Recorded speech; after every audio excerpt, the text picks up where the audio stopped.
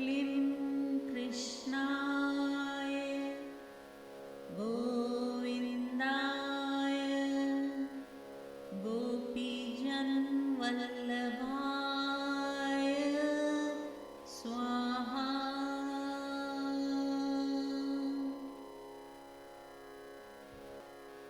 क्लीं कृष्णाय गोविन्दाय गोपीजनवल्लभाय स्वाहा।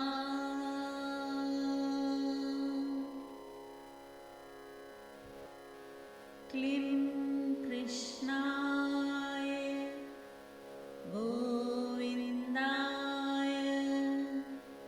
गोपीजनवल्लभाय स्वाहा।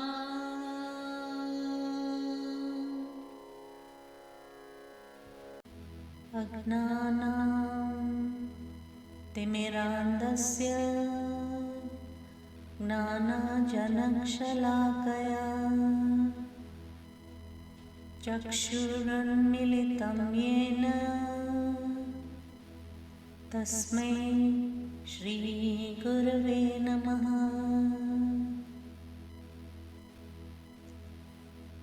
गोपाल तापनी उपनिषद। Gopal means protector of the cows. Pal means protect, and Go means cows. In other words, protector of the cows or a cow herd. Tapani means to shed light. The process of self-purification is often compared to smelting gold, which when heated repeatedly in fire, it removes all impurities. The word tapanam means austerity, and it means ascetic self-sacrifice.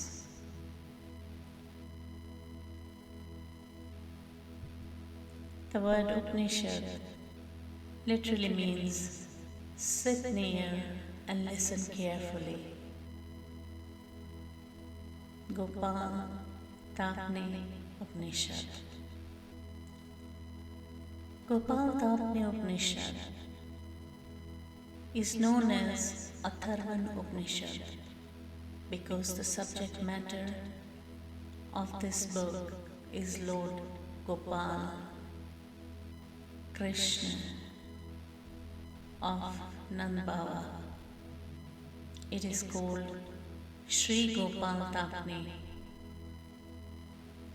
It is said by studying this one Upanishad, one becomes liberated from material existence and attains the lotus feet of Shri Krishna, the supreme controller of all controllers. Shri Krishna is the absolute truth, and no one is equal or superior to him.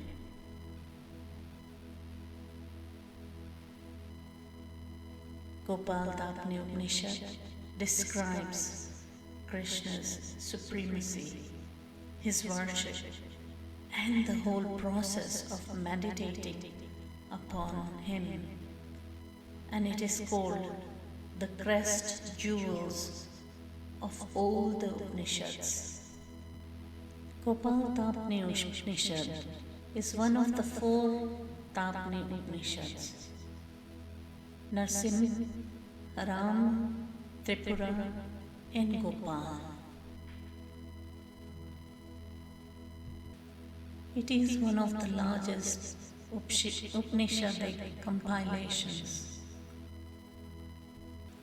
As part of the poetic and chants-focused Atharveda, the broad unifying theme of the Upanishad is the importance of speech, language, song, and chants. Gopal Tapani Upanishad commences with some sages asking 5 questions of Brahma, which lead to an explanation of the 18-syllable mantra, also named here as the 5 section or Panchapadi mantra. Instructions is given in 3 activities: meditation, dhyan, chanting the deity's mantra, rasan, and worship, bhajanam.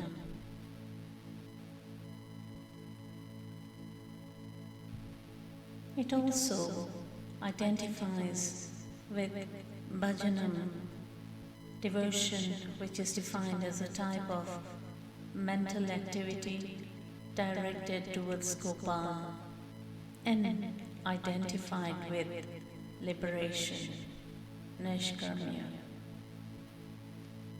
and also a series of verses based on Shvetashvatra and Kathopanishad, glorifying the mantra.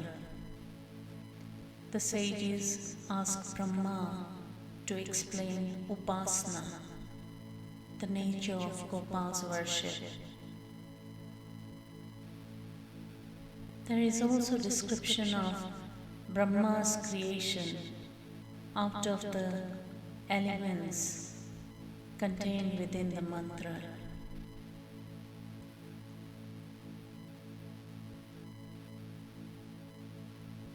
This stuti is mixed between themes related to his cowherd form and others related to his identity as Narayan.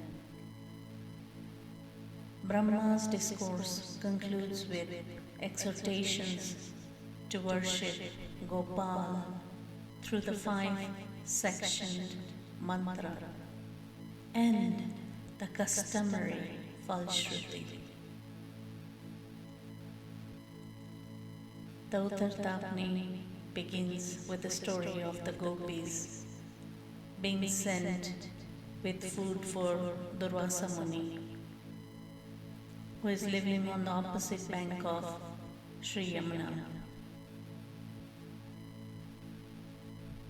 These questions are answered with a description of Gopal's abode, Mathura, and his special status among holy places. The discussions continue towards Purana and the Chaturvyuha, with the added perspective of Abhe Dopasan, in which the devotee considers himself to be one with the object of devotion.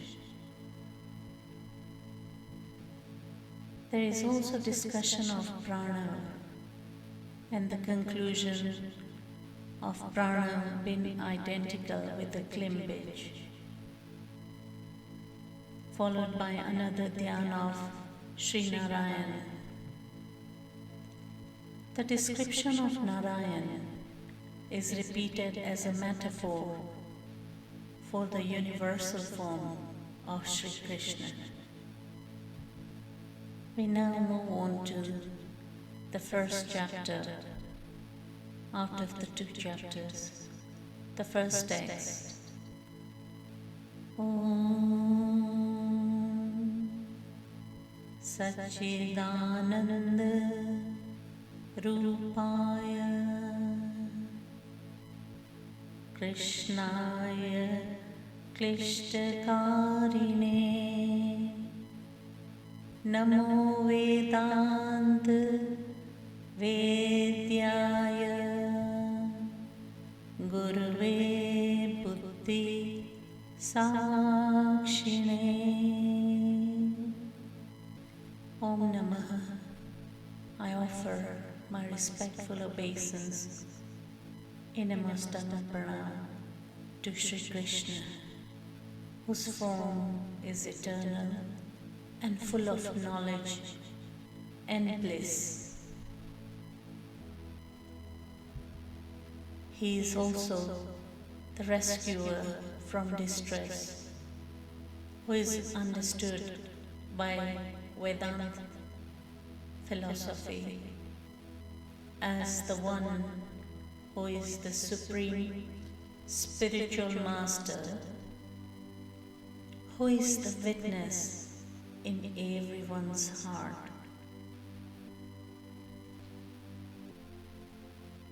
The name of Krishna refers to the Supreme Personality of Godhead, whose spiritual form is eternal and full of knowledge and bliss. This is confirmed in the verse from Mahabharata. The word Krish is the attractive feature of the Lord's existence, and Na means spiritual pleasure. When the verb Krish is added to Na, it becomes Krishna, which indicates the absolute truth. The name Krishna may also be interpreted to mean the perfection of transcendental knowledge and ultimate bliss. Sri Krishna's mercy is described in the word Aklita Karini, which means the Lord rescues the living entities from the fivefold miseries of material existence, and also that the Lord is so kind that He even liberated those demons fortunate enough to be personally killed by Him. The word Vedanta Vedyaya means Lord Krishna may be understood only by following the instruction of the Vedas, which lead the follower to liberation.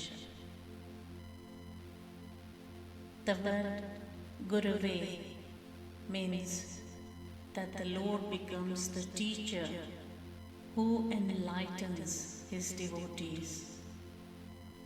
The Lord does this by appearing as the Supersoul, Buddhi Sakshini, in everyone's hearts. This is also confirmed in other Vedic literature. Appearing as the spiritual master in the heart, the Supreme Personality of Godhead, Sri Krishna, reveals the path of spiritual enlightenment from the Srimad Bhagavatam. In the Bhagavad Gita, chapter 10, Shlok 11, Sri Krishna says, "To those who are constantly devoted and worship me with love, I give the understanding by which they may come to me."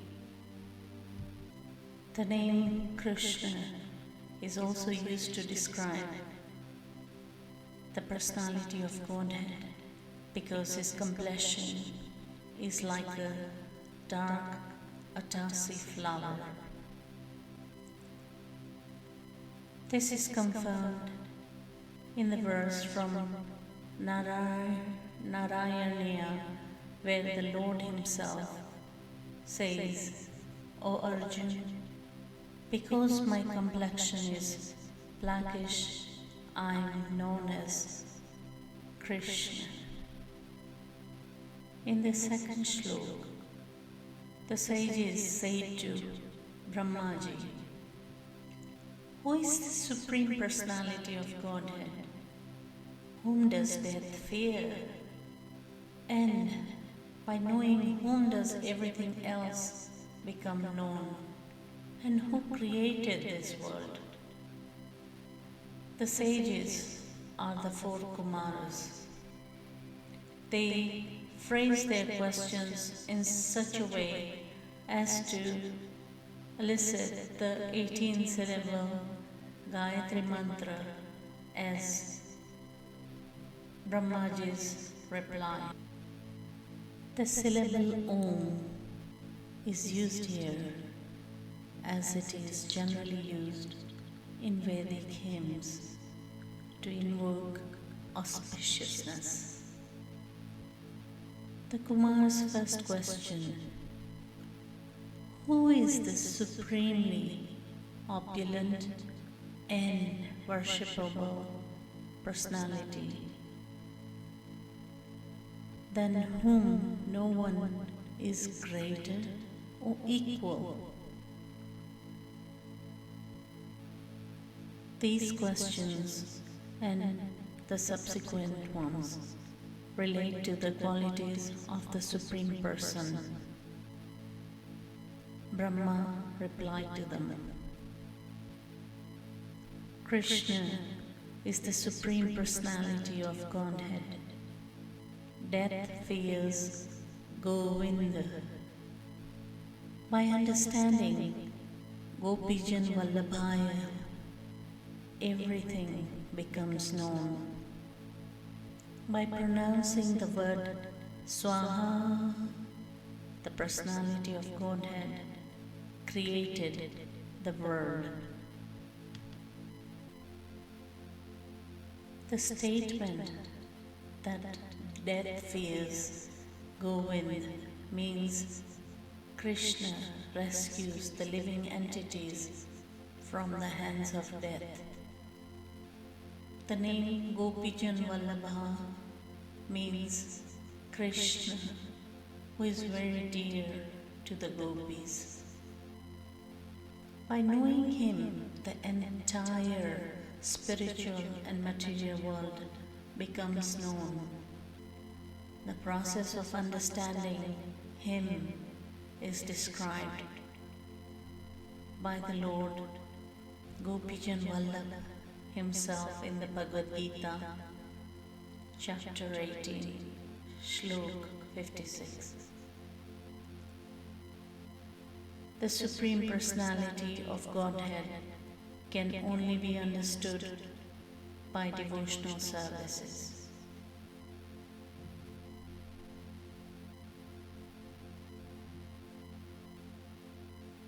By answering the Kumar's questions in this way, Brahma initiated them in the chanting of the 18-syllable Gayatri mantra. They then said, who is Krishna, who is Govind, who is Gopijan Vallabhaya, and what is Swaha? The Kumars asked this question and wanted to hear from Brahma on a more elaborate description of Sri Krishna's qualities. In the 5th Shlok, Brahma says to them, Krishna means he who delivers from sin. Govind, another name for Krishna, means he who is famous on earth, in the Vedas and among the Surbikas. Gopijan Vallabhaya, another name for Krishna, meaning he who enchants the gopis.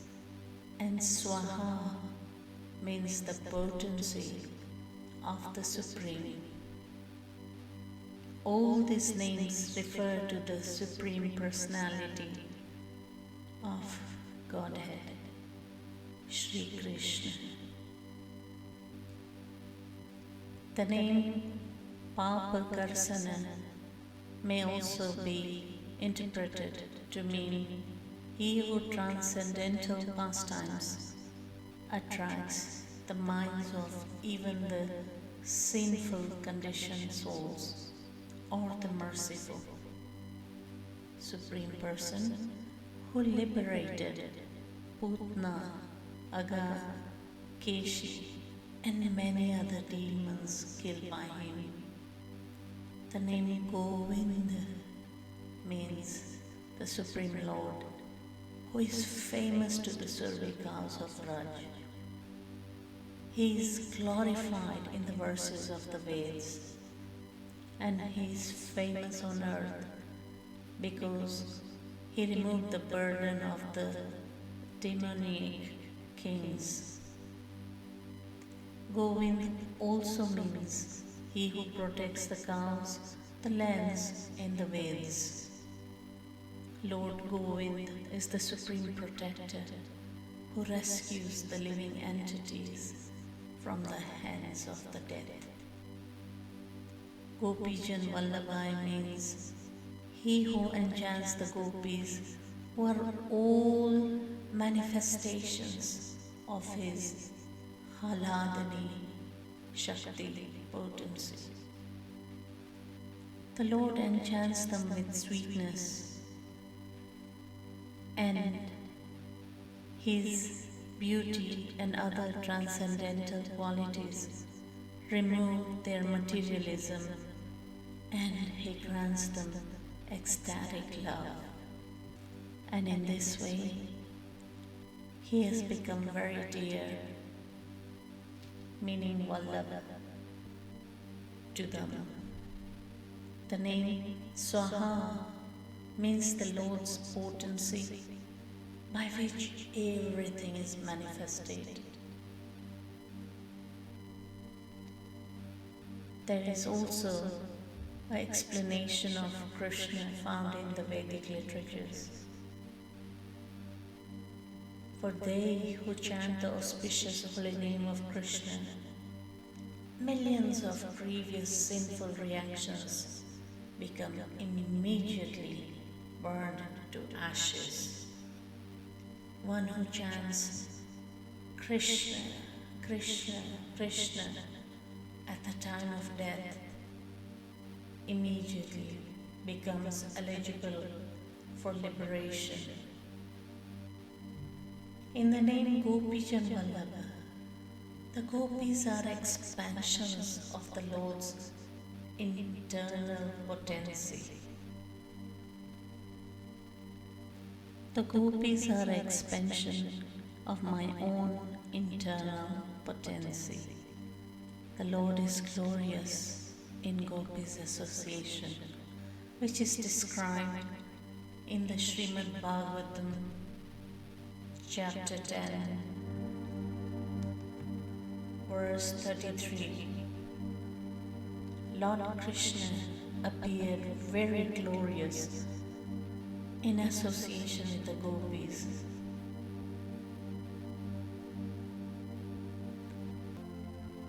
The Shrutis describe the Lord as the master of transcendental potencies. The Rishi Munya, the sages, say that Lord Vishnu is the master of all transcendental potencies. The process of spiritual initiation or a diksha involves the preceptor imparting a diksha mantra to the disciple. The principal diksha mantra is the 18-syllable mantra known as the Gopala-mantra, and it consists of the 5 distinct sections. Why the 5 sections of the Gopal-mantra are mentioned in this verse? Krishnaya Govindaya Gopijan Vallabhaya Swaha. The kama-bija, which is the 18th syllable of the mantra, is not. This bij, the seed of the mantra, will be explained later, as the mantra is going to be explained in considerable details.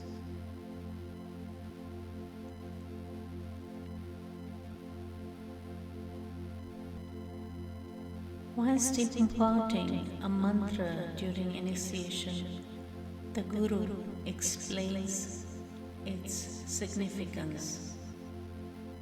And this is exactly what Brahma does in this and the following verses of the first section of Gopal Tapani Upanishad. We, being so privileged to witness through the written record of this Upanishad the sacred rite of spiritual initiation, Diksha. Brahma imparting and explaining the Gopala-mantra to the Kumars. However, there is a difference between witnessing initiation and being initiated. Shruti Devi introduces Brahma with the word Brahman. Brahma is the perfect Brahman, the leader of the learned priestly class of the Vedic society. Brahma standing as Brahman involves much more than mere ordination into the priesthood and knowledge of religious, ritual, and metaphysical theory. An actual Brahman is one who knows Brahma, the Absolute. The intention of the goddess in referring to Brahma with the word Brahman is clear. It is being stated and stressed that Brahma is highly spiritually qualified. He knows Brahman, the supreme object of worship.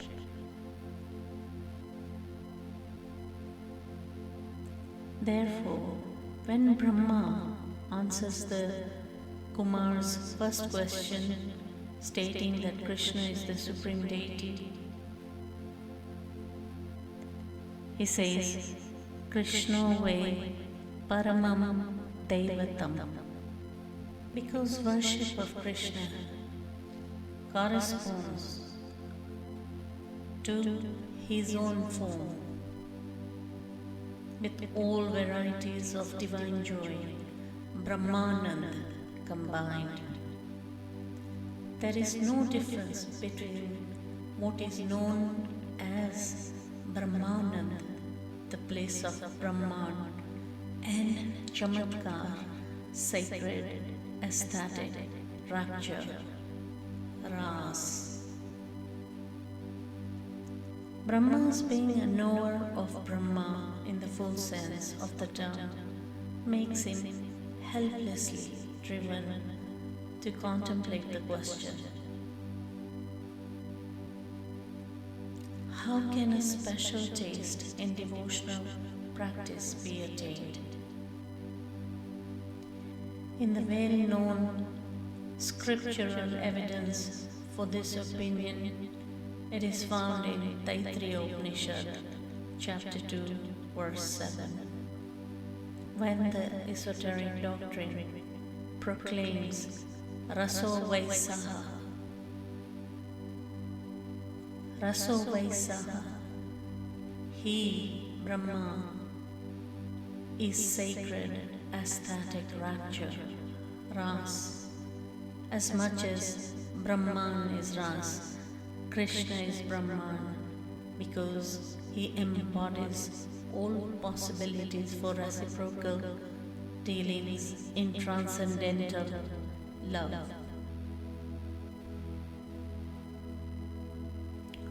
He is therefore also described in Bhakti Rasamrit Sindhu as Akhila Rasamrit Murti, the embodiment of the ambrosia of immortal joy, known as Ras.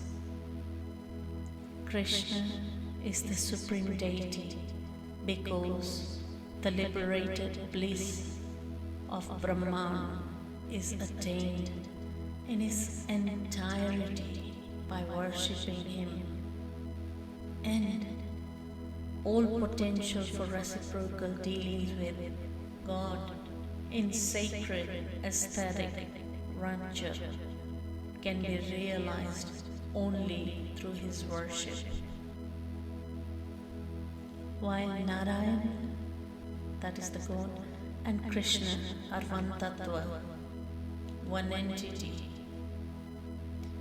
When analyzed in terms of attractiveness and capacity to reciprocate in love, Krishna, the Swarup Krishna, surpasses all of his other avatars, including the Narayana avatar.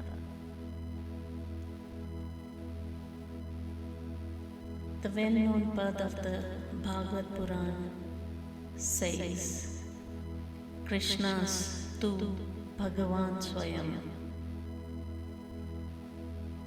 Krishna's tu Bhagavan Swayam. Krishna is the original Godhead. Krishna is the supreme deity because of the liberated bliss of Brahman is attained in its entirety by worshipping him. And moreover, all the potential for reciprocal dealings with God in sacred aesthetic rapture, ras, can be realized only through his worship. While Narayan and Krishna are one tattva, one entity, when analyzed,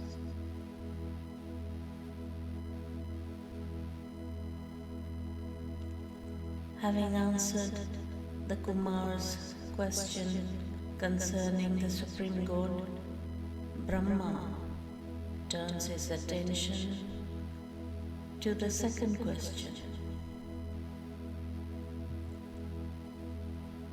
The Kumars undoubtedly had high regard for liberating effects of knowledge and devotion.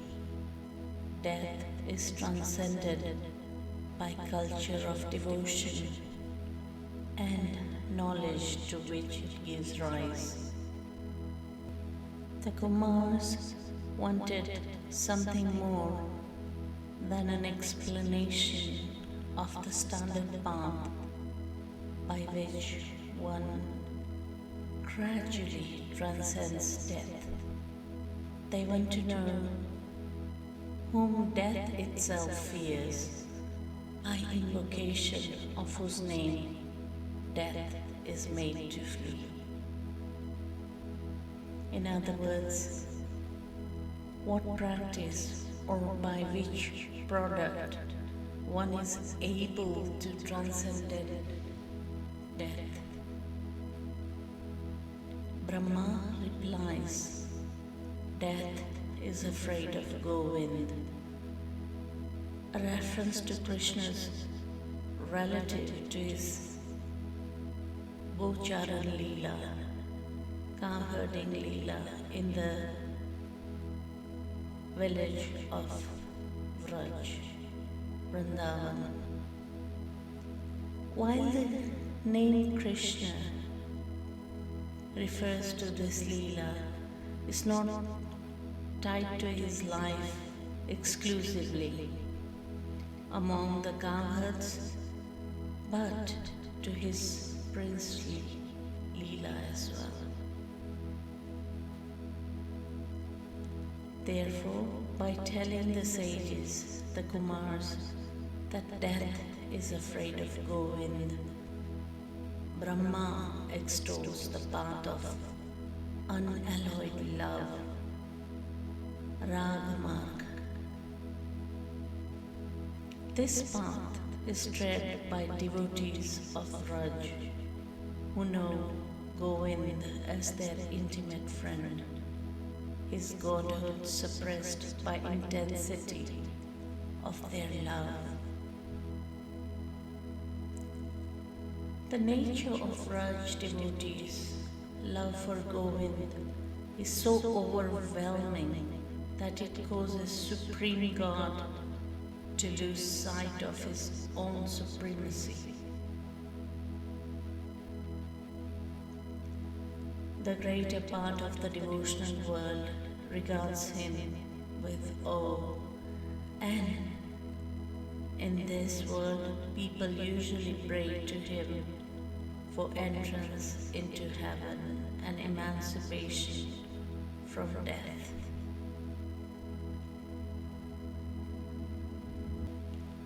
While God readily grants such requests, neither these petitions nor reverential devotion attracts him personally.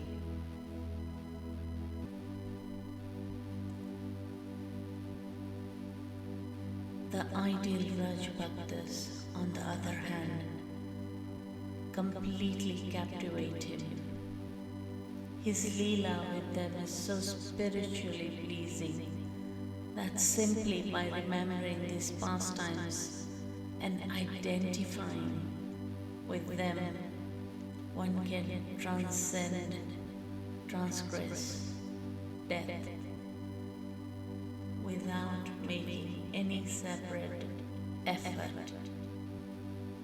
Even the Asurs killed by Govind in Raj attained freedom from the cycle of birth and death. Then what to speak of his devotees? These Raj Leelas are a complete contrast to Krishna's Leelas in Mathura and Dwarika, where he is not a cowherd but a prince or a king. There he is more restrained and respectful of the religious systems. He grants the demons that he kills only heaven or liberation.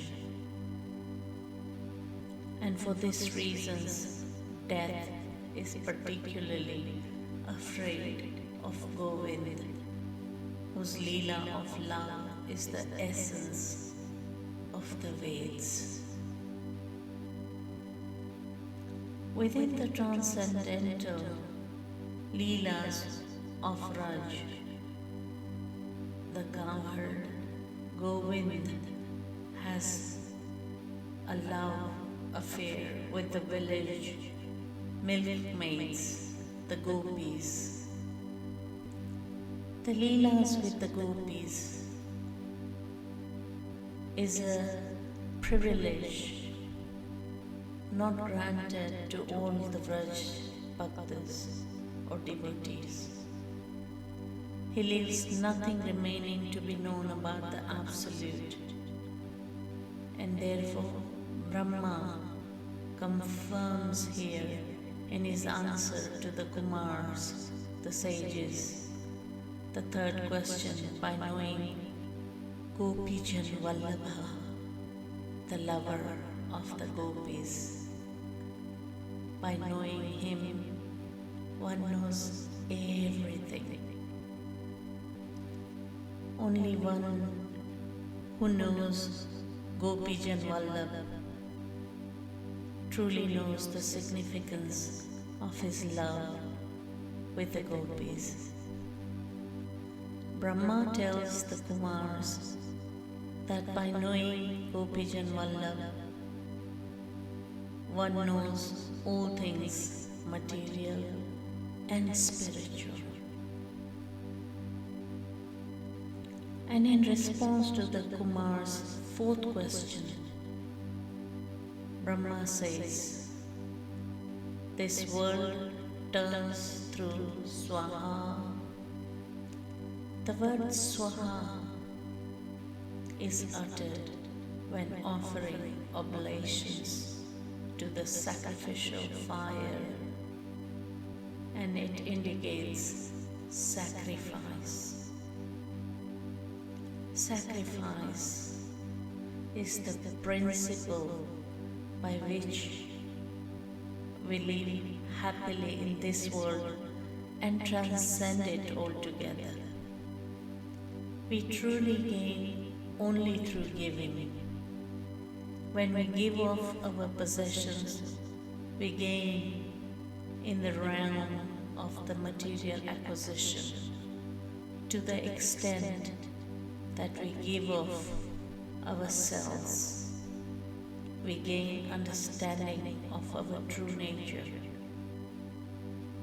Swaha also makes the drama of Krishna Leela turn into a spiritual world, as we shall see further in Brahma's explanation of the Gopala-mantra. The two syllables, Swa and Ha, which are also identified with the primary Shakti of Krishna, which is the fuel of his Leelas. When the spirit of self-sacrifice turns to self-forgetfulness in love, it is called Prem Asakti. Prema Asakti, embodied in the Gopis, is indicated by the syllable Swa, while the syllable Ha signifies devotion to Krishna. Taken together, they suggest that the Gopis belong only to Krishna.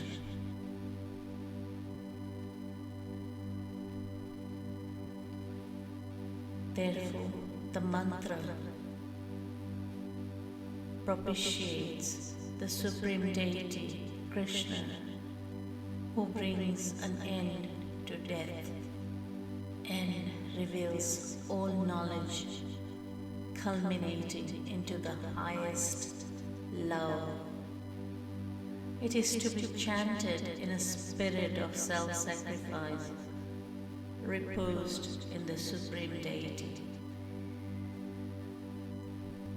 The names Krishna, Govind, Gopijan Vallabha indicate a progression ascending from Krishna, the all-attractive, to Govind, the covered in Vrindavana, to Gopijan Vallabha, the covered conquered by the Gopis' love. The Kumars then asked, who is Krishna? Who is Govind? Who is Gopijan Vallabha? And who is Swaha? After receiving the Diksha mantra from the Guru and hearing his explanation of the Diksha, the disciple is free to seek clarification of its meaning. Indeed, relevant inquiry is encouraged as it gives proof of the disciple's keen interest in the subject matter. The sages, the Kumars, continue the inquiry into the 18-syllable mantra without any hesitation. Although very wise and self-controlled, they delve into the mystery of the mantra. Greed appropriately describes the quality of the Vraj devotees' love for Krishna. This love obscures the gulf that separates the individual souls, the Jews, from infinite Godhead, just as the worldly greed obscures an individual's decorum and leads him to act inappropriately. It is generally considered inappropriate to treat God with anything than veneration.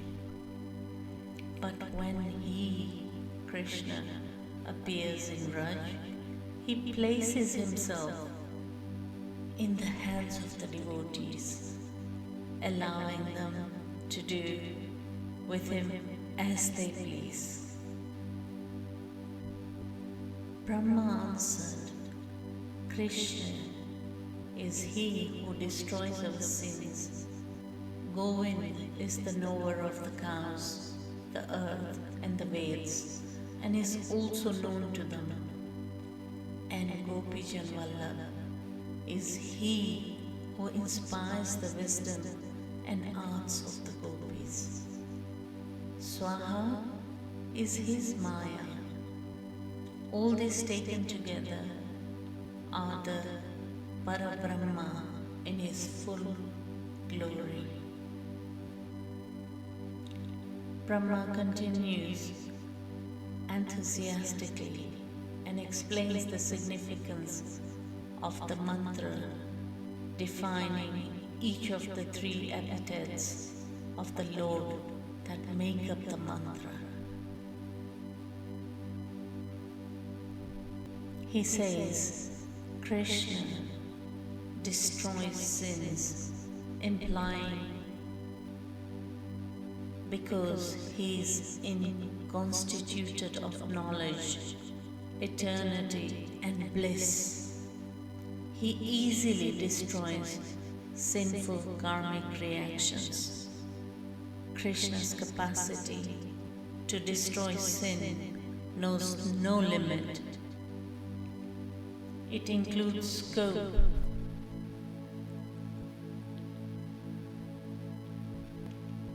The sins of the demonic Asurpara, which are perpetrated directly against him. Not only is Krishna capable of destroying their offenses, he also goes to an extent that the demonic forces are forever freed from the capacity to commit sin again and become his devotees.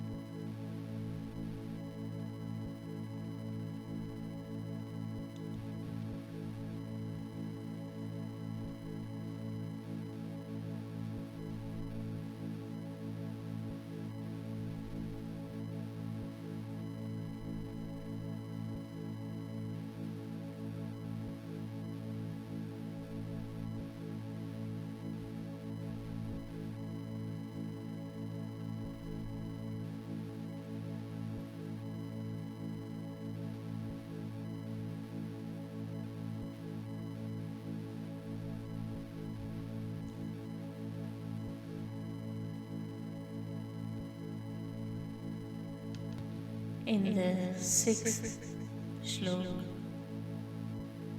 whoever meditates upon him, chants his mantra and worships him, becomes immortal. He becomes immortal. Here the fruit of meditating on Krishna, chanting his mantra and worshipping him is revealed. One becomes immortal. Brahma speaks to the sages of Uttam Bhakti, also known as unalloyed devotion, as defined in Naradji's treatise on devotional subject as Narad Panchratra, or also known as Narad Bhakti Sutra. Bhakti is open to all. The word Yaha, whoever in this verse, implies that absolutely anyone has the right, adhikar, to tread this bhakti marg.